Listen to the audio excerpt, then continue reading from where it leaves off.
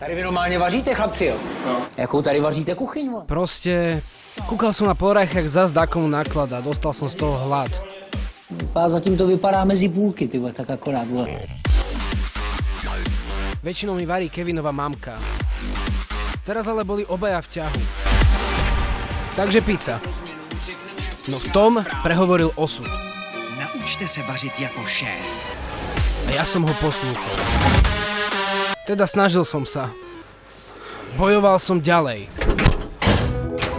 Dokonca som sa musel stretnúť aj s inými ľuďmi. Jak to, že vo večierke nemali nič potrebné? Musel som improvizovať. Keď sa darí, tak sa darí.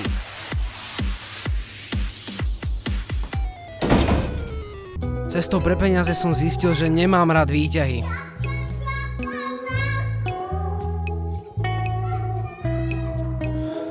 Myslel som si, že schody budú bezpečnejšie.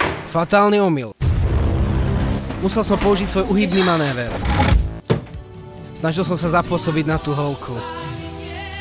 Myslím, že to fungovalo.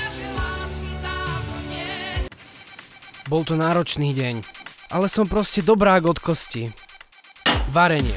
Iba som začal a už som sa cítil ako šéf-kuchár. Len som si sadol a hneď sa to spálilo. Hovorím hneď. Veď preto. Proste chcel som si navariť.